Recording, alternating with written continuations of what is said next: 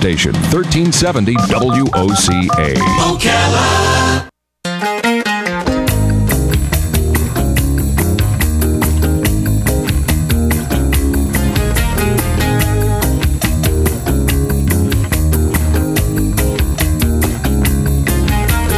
Diamonds in the sunset, now your time has come.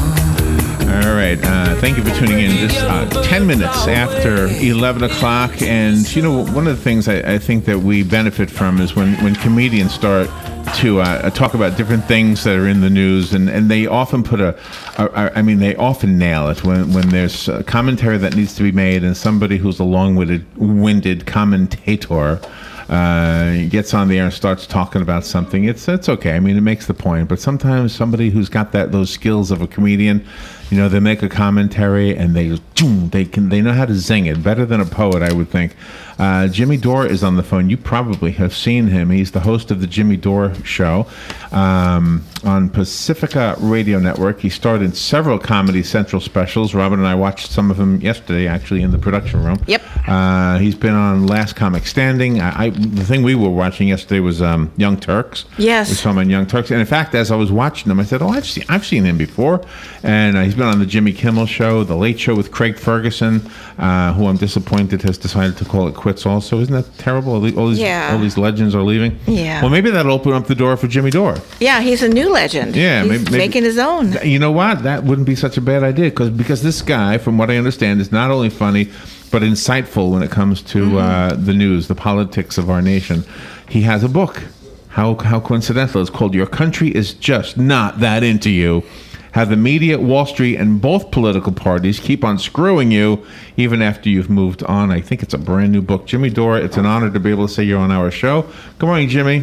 Hey, thanks for having me on. I really appreciate it. Where are you right now? Where are you calling from? No, I'm in Los Angeles. In L.A.? Yeah. Oh, gosh. We woke you up, didn't we?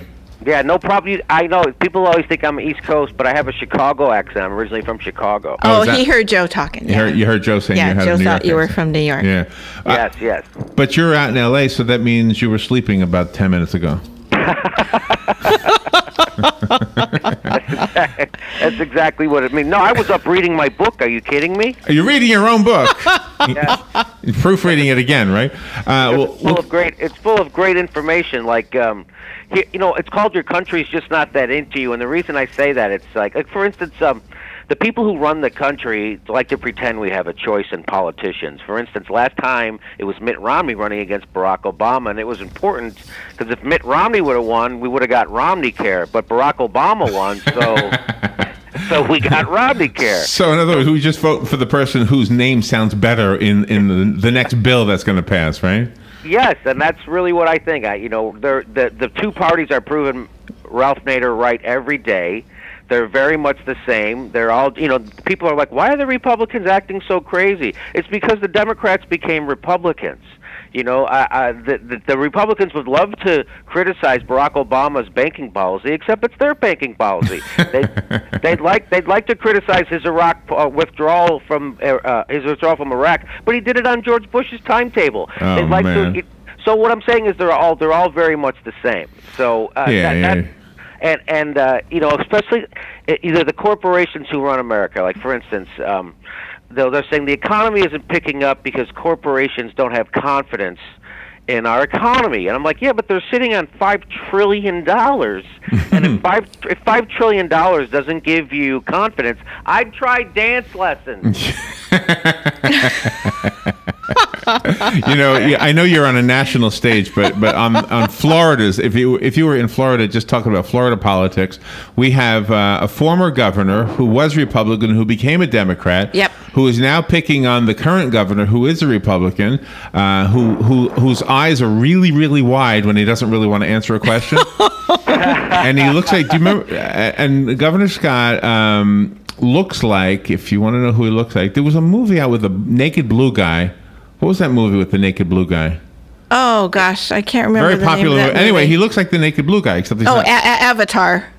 Was it Avatar? No, some other movie. Oh, okay. Anyway, he looks like they that were guy. blue. So yeah, and so we can kind of relate what you're saying on a national stage here locally. What do you like doing more? Obviously, as a writer, I'm trying to say, how do you, because when you deliver your stand-up, it is the way you deliver it that kind of helps us understand that it's supposed to be funny. Does that make sense?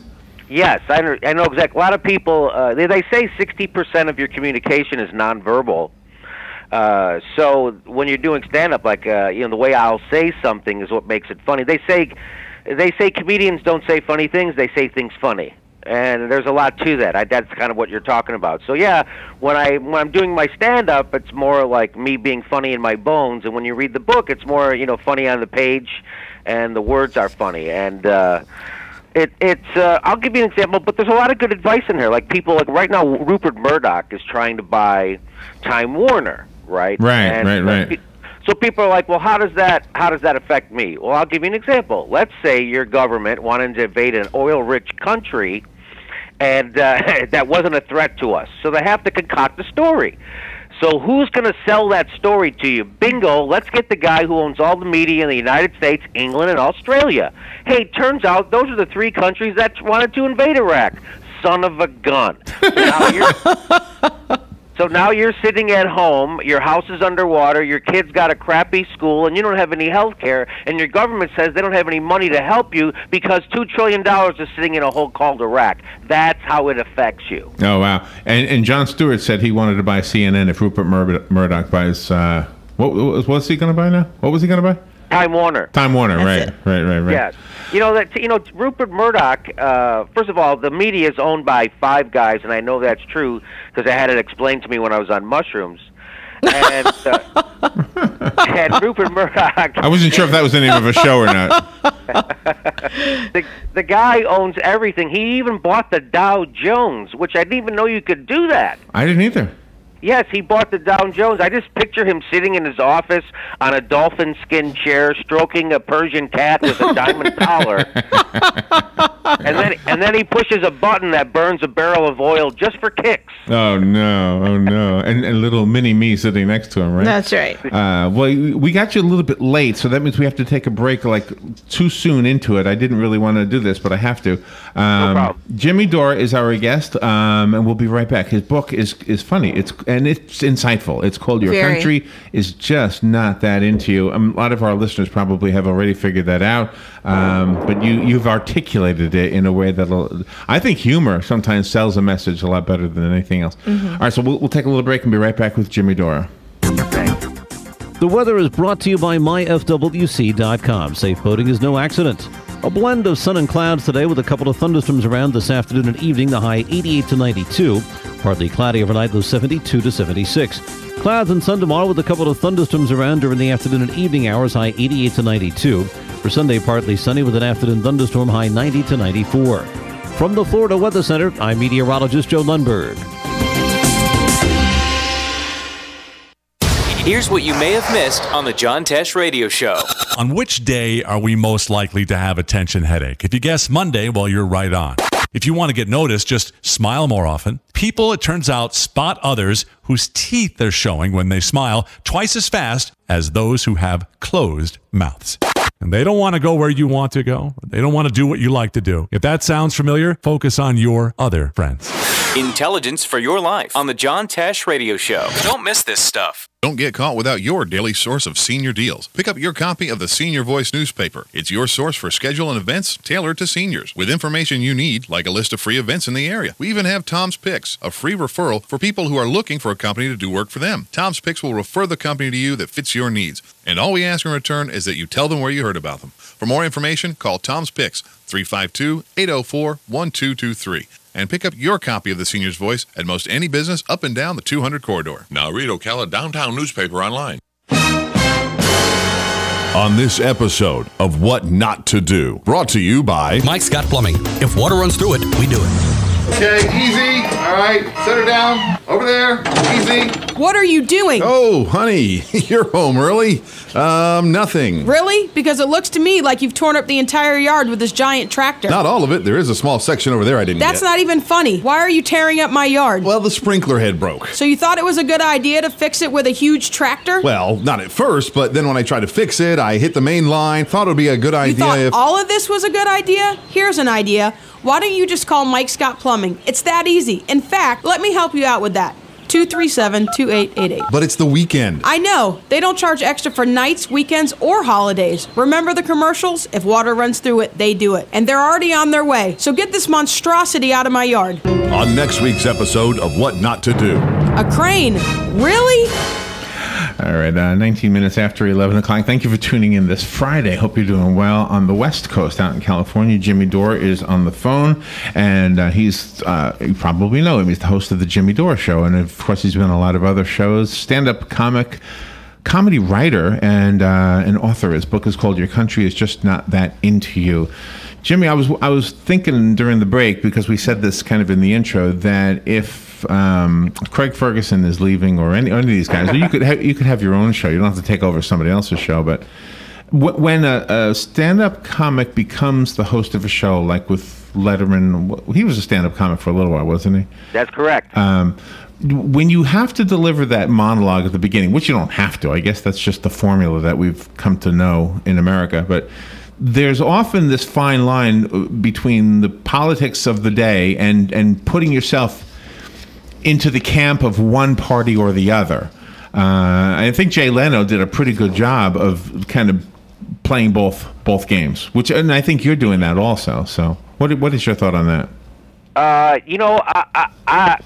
The way I do my show is whatever. If I can think of a funny joke, I'll tell it. No matter who it's about or what it's about. And yeah, definitely, I'm a bipartisan basher. I'll tell you what's weird is I like to take a lot of shots at the mainstream news media, and I think they're not doing their job. They're kind of they're not talking about the news in the way they should. And for instance, my brother watches too much cable news, and he ends up worrying about things that have nothing to do with him. For instance, he makes about $50,000 a year, and he worries about the estate tax. I'll explain.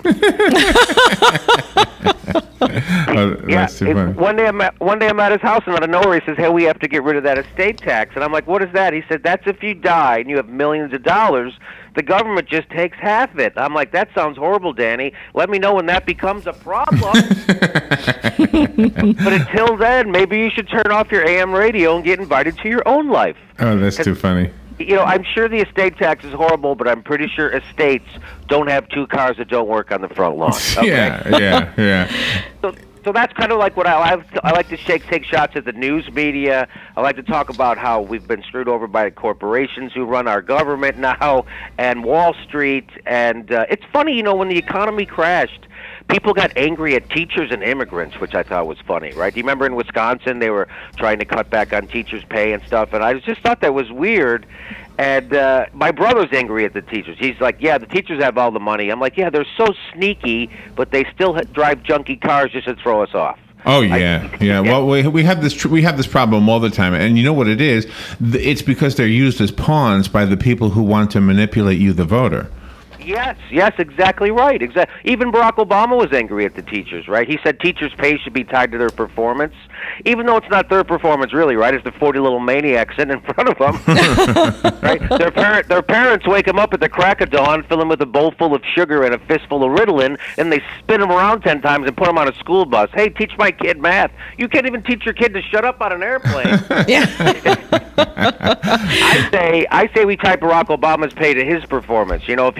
If he caves into Wall Street one more time, he doesn't get Secret Service after 5 o'clock. How about that? So there you go. So what are your thoughts on? I mean, we have in our country, we have real, I guess, hardcore journalists. I guess we have some left, right?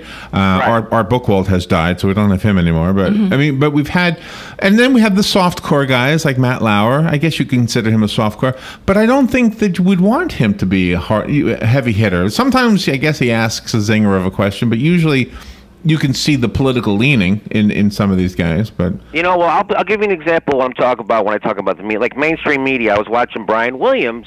he was on with Jimmy Fallon the other night, and he goes, Brian, I play it straight down the middle. I play it straight down the middle. And I'm like, well, that's weird because I didn't know there were two sides to the truth. How about you just report the truth? And when you say you play it straight down the middle, you're pretending that all things are equal. What if you were a journalist in England, Brian, where they have 3 political parties? How do you play it down the middle then? How about you just go back to reporting the facts and let me decide? So that's the problem, I think. When he says he's playing it down the middle, he's not even playing it. That implies that he's in the game. Being a journalist is more than just repeating talking points anybody who can release a press release says. You know what I mean? Hey, I'm having a press conference, and then Brian Williams shows up and he just kind of reports what you said. Hey, the Democrats said this, the Republicans said this. What's the truth? I guess we'll never find out. And you couldn't report sports that way, right? You couldn't say, hey, the Atlantic Magic played the Chicago Bulls yesterday. Chicago says they won, Orlando says they won. I guess we'll never know. That is a very clever analogy, and you are really waking up the people of the world to stand up and take a stand to say, okay, it has to be this and that. You can't have any more gray areas anymore. That's exactly right. When you say gray area, I also like to make fun of moderates in the book. People say I'm a moderate, and I don't like moderates. I say pick a side. I say choose an idea. Nothing got ever accomplished by someone trying to reach a consensus. It's called the Declaration of Independence, not the Declaration of getting along. Lincoln didn't start his Gettysburg Address by saying, hey, the South has some good ideas. That's right. So there's when you say there's no gray area, that's right. I say you got to stay with an issue, you stay with a topic, and you state your case, and you believe in it. Oh, wow. So where do you see this taking you? You know what I can see? I mean, you have such a great way of perceiving what's happening in the world, what's happening in the news, and then kind of delivering it so that we see it the way you see it, but you do it in a funny way. So where will that take you? It sounds like a wonderful formula, and we don't have too many people with those skills. Either that, or they're afraid to go there. Mm-hmm. Well, it's been a great career. I mean, I've been doing stand-up comedy for about 25 years. I've had a couple of Comedy Central specials, and I still tour around as a stand-up. I was just in Las Vegas last week at Bally's, and so that's where it's taken me. It's taken me to a radio show. It's taken me to this book. It's taken me to my own web series with the Young Turks. So that's what I'm doing. I would love to. I was hoping Stephen Colbert would say no to the David Letterman show, that I would be able to host. Oh, yeah. Well, I guess he's okay. See, the problem I have with him is I don't know him.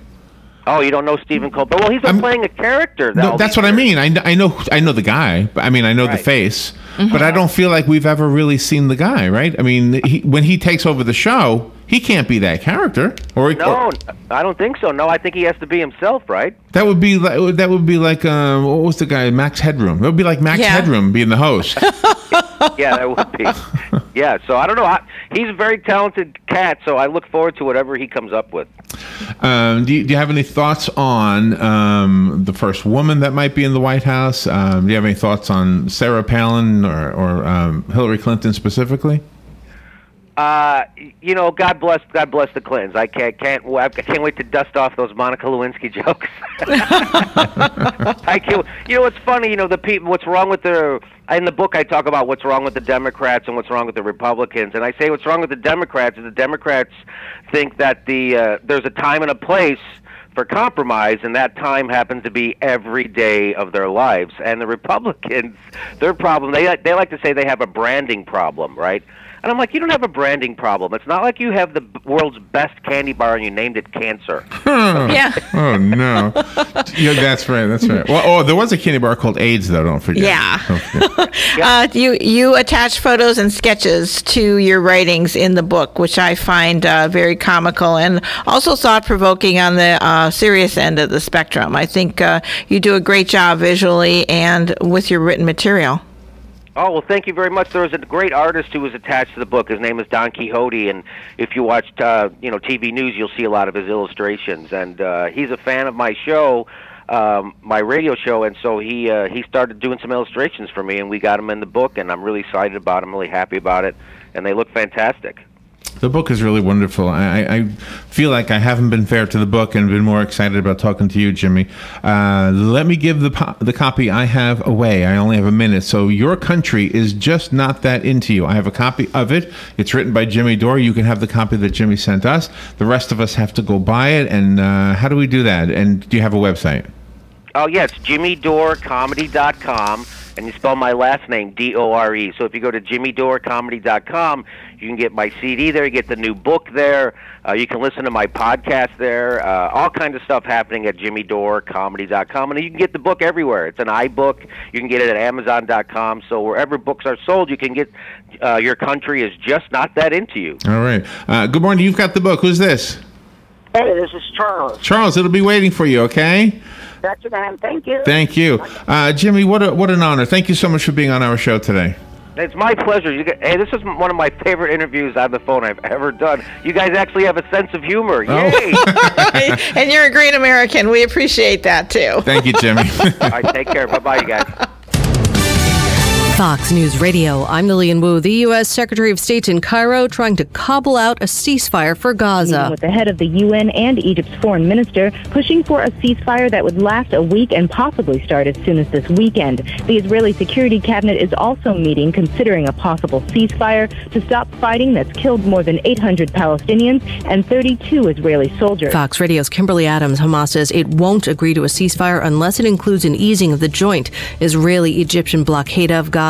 The governor of Virginia today touring a campground slammed by a deadly storm. A couple was killed Thursday, their son injured in Cape Charles, Virginia, along the Chesapeake Bay when a tree fell on their tent as a killer tornado zeroed in on a packed campground. Fox Radio's Jeff Manasso.